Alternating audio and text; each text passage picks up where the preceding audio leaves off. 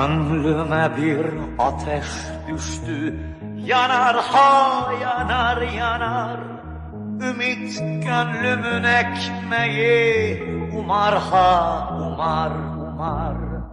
Elleri ak yumuk yumuk, ojeli tırnakları nerelere gizlesin şu avucun nasırları.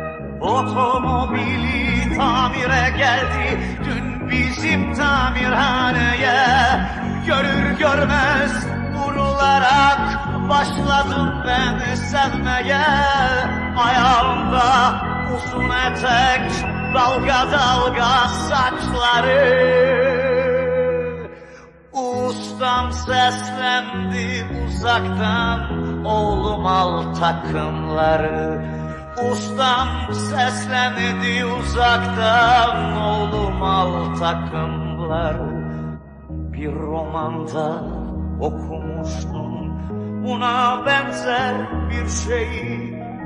Cildi parlak kağıt kaplı, pahalı bir kitaptı. Ne olmuş nasıl olmuşsa aşık olmuştu genç kız. Yine böyle bir durumda tamirci çırağına.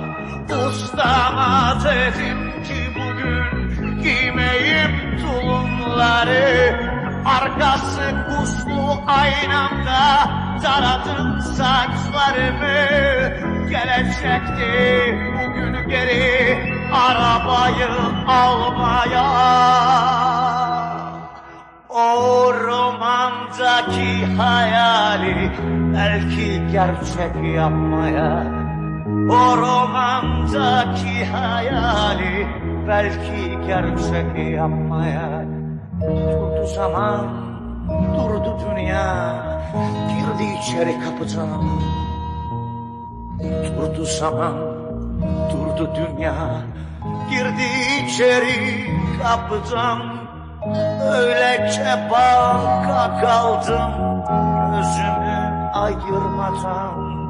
Öylece baka kaldım gözümü ayırmadan. Arabanın kapısını açtım girsin içeri. Arabanın kapısını açtım girsin içeri. Kalktı hilal kaşları, sordu kim bu serseri.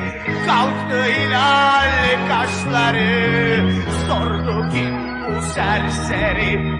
Çekti gitti arabayla, egzosuna boğuldu. Gözümde tomurcuk yaşlar ağır ağır doğruldu. Ustam geldi sırtıma vurdu, unut dedi romanları. İşçisin sen işçi kal, giy dedi tulumları. İşçisin sen işçi kal, giy dedi tulumları. İşçisin sen işçi kal, giy dedi tulumları. İşçisin sen işçi kal, giy dedi tulumları. İşçisin sen işçi kal, giy dedi tulumları.